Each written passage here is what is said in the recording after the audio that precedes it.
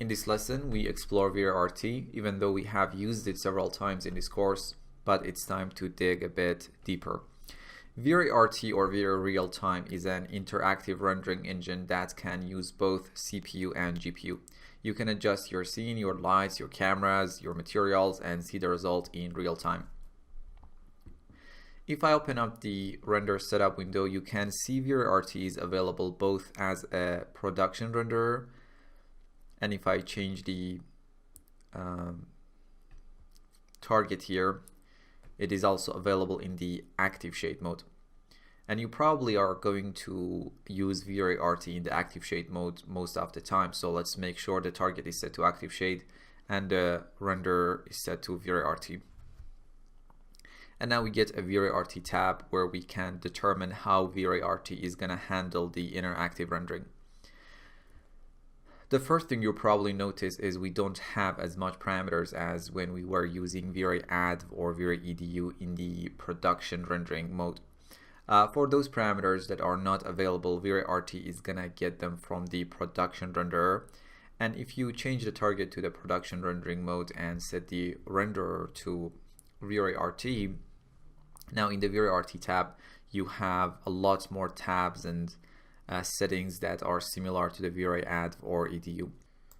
But in this case, if you try to render your scene in the production mode, you wouldn't have any interactivity and real-time rendering using VRT. It's just going to be a production render that will stop when the time limit or maximum samples per pixel has reached, and you might want to use VRT as your production render, for its GPU capabilities, for example. But for now, let's set the renderer in the production rendering mode to Vray EDU or Add, change the target to active shade mode, and make sure the render is VRT. Now we can start the render and see all the adjustments that we make in the scene in real time. So let's start the render.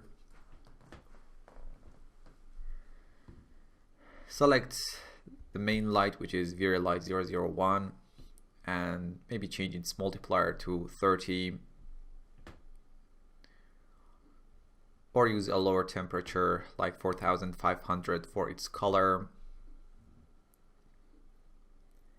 Maybe we can adjust the camera view a bit.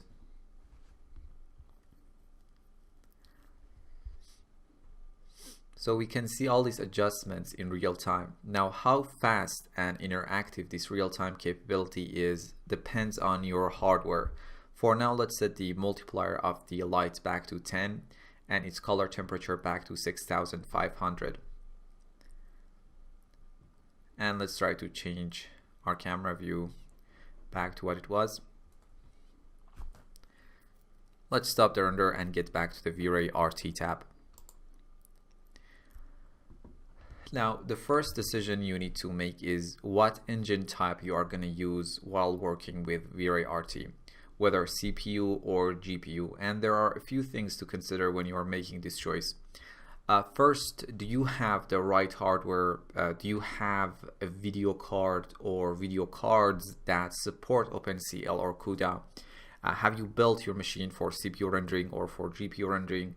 So if you know you have a very capable CPU, you're going to be better off using the CPU engine. On the other hand, if you know there is a powerful set of video cards setting pretty in your machine, you're going to enjoy super fast GPU interactive rendering. Generally speaking, when set to CPU, you are going to get a slower render, but because the video card is not engaged in rendering, you're going to have a responding user interface. But if you decide to go on the GPU route, the render itself is going to be very fast, but you are probably going to get a sluggish user interface, which can be a real nightmare. And another important thing is the CPU engine is gonna give you a more complete set of features, while GPU rendering still has more limitations. So when the engine type is set to CPU, the CPU engine is gonna render your scene and you don't need any special GPU. We can set it to OpenCL, which in this case a GPU engine based on OpenCL is used. The engine uses graphic cards that support OpenCL and can be very fast depending on the hardware that you have. We have CUDA, which is a GPU engine based on the NVIDIA CUDA platform. This engine uses NVIDIA graphic cards that support CUDA and is the recommended engine for NVIDIA GPUs. The machine I'm using for recording this tutorial needs a serious upgrade, but it runs an NVIDIA GPU, so I can set the engine type to CUDA, and if I start the render,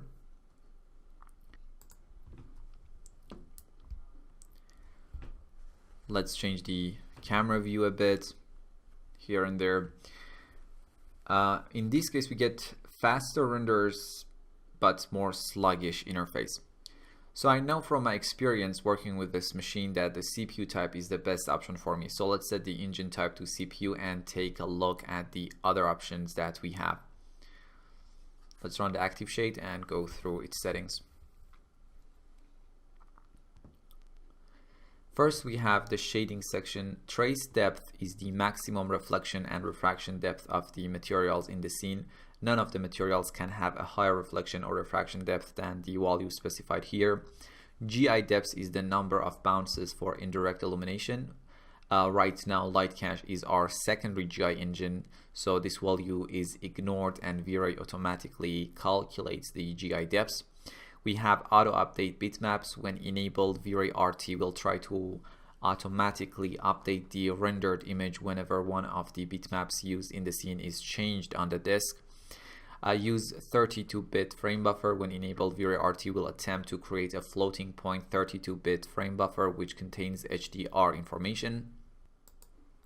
We have lock render buffer, which is grayed out before starting the active shade, and if you enable it while running the active shade, no further changes to the scene are reflected in the RT, and the engine only refines the image, and as soon as you enable it, it becomes grayed out again, so you can't regain interactivity unless you stop the render and run the active shade again. Let's stop the render for now. We have override material, which overrides all the materials in the scene unless you exclude certain objects from being overridden by this material from this list. Let's use a simple gray material here as the override material. And if I start the render again, this material will override all the materials in the scene, and it can be very useful in the lighting phase of the project because it can really speed up the rendering. In the performance section, we have some very useful options. Array bundle size controls the number of arrays that are sent to the Vray RT render servers for processing. Larger sizes increase the speed of the render but decrease interactivity and vice versa, especially when you are working with GPU mode and you have a sluggish interface. You can decrease this value to regain some interactivity. Ray per pixel is the number of rays that are traced for each pixel during one image pass. The greater the value, the smoother the picture from the very beginning of the rendering with GI, but interactivity might be significantly diminished. And the same thing is true here, especially if you are working in the GPU mode to have a more interactive user interface. You can decrease this value, but it will result in a slower render. We have progressive RPP. When enabled, Vray RT starts rendering the image with a lower rays per pixel value and then progressively increases it. This speeds up the initial preview of the image. So if I render the scene while it is enabled, we get a very fast initial preview.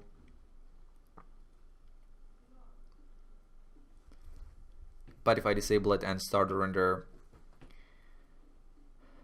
the initial preview is going to be slower.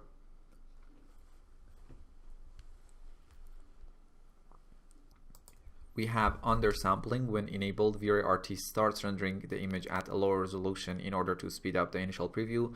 Later, the image is rendered at its final resolution. So if I enable undersampling and start the render, you can see we get an immediate feedback, but in a lower resolution. And if I move my camera in the scene, as you can see, we get an immediate feedback, and I normally tend to enable this option while using Vray RT. We have show statistics, and if I enable it, we get some useful information on the upper right corner of the frame buffer, like Vray RT version, the number of calculated camera paths, and time elapsed since the current image started rendering.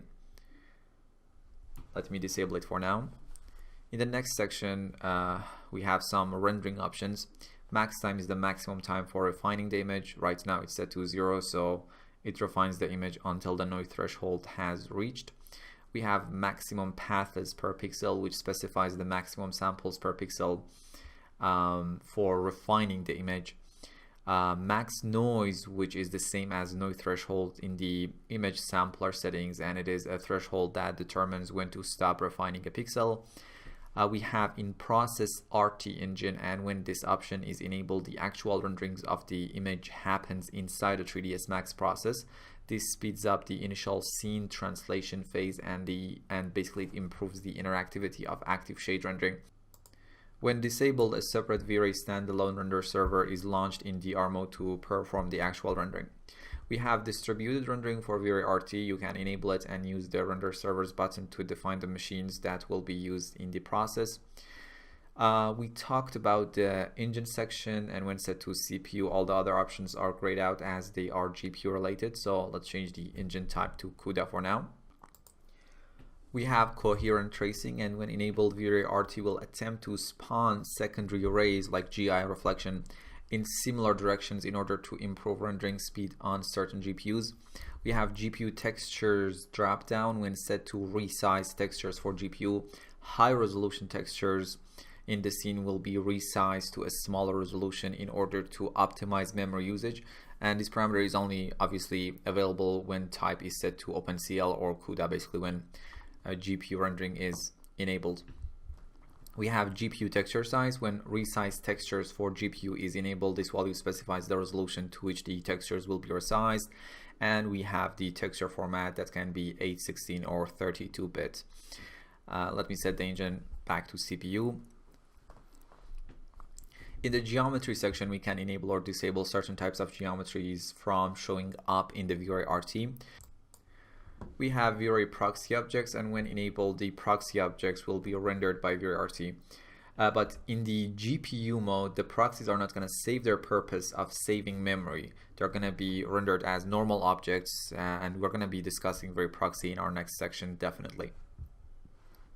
And we can enable or disable the rendering of XREF scenes and containers, particle systems, displacement mapping, and motion blur. Even though when RT used as a production render, motion blur parameter here wouldn't affect anything and the scene options will be used instead. We can also render stereoscopic effects using RT even if there isn't any very stereoscopic helper in the scene. So if I set the stereo mode to left and right and set the eye distance to something like 20 centimeters, so we can see the effects a bit better, and we know 6.5 is the standard value here, but now let's render the scene.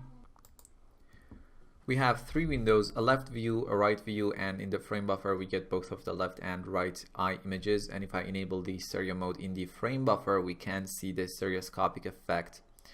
Let me now disable it in the frame buffer.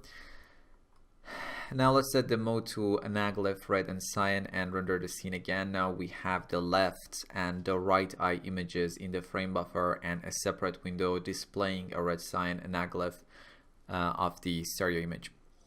Let me disable the stereo mode for now. In the messages window, we can output diagnostic messages. So if I enable warn for non-physical features and unsupported features and render the scene, if there was a non-physical feature like an invisible light or an unsupported feature like hair and fur modifier, we would have seen a warning message in the frame buffer while rendering. So for example, if I select light 001 and make it invisible and start the render again, we get this green message that says there is a non-physical feature in the scene, the light is invisible. Let me stop the render and make the light visible again. And we have this message delay. When we start RT, we get some informative messages in white color in the frame buffer about the current stage of RT, and message delay is the number of seconds that information messages and warnings stay on the screen. You can set it to 0 to disable information messages completely.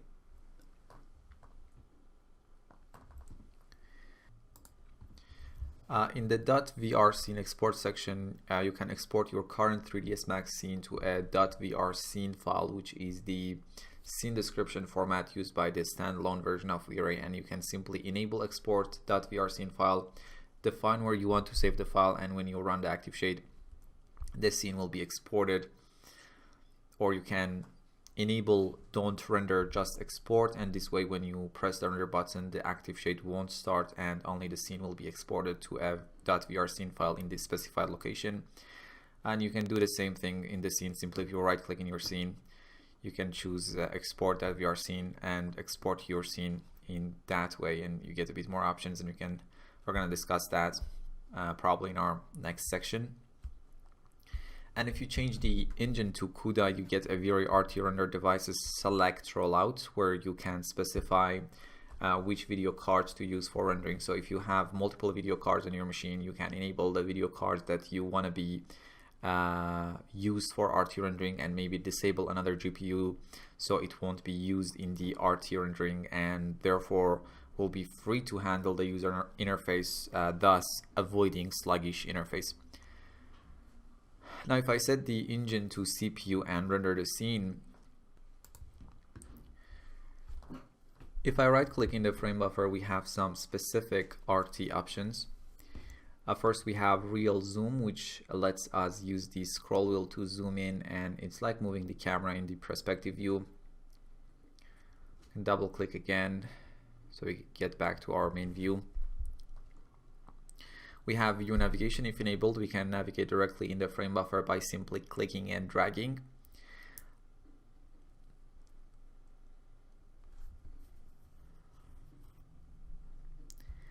Pause lets us to pause the render and resume it whenever we want.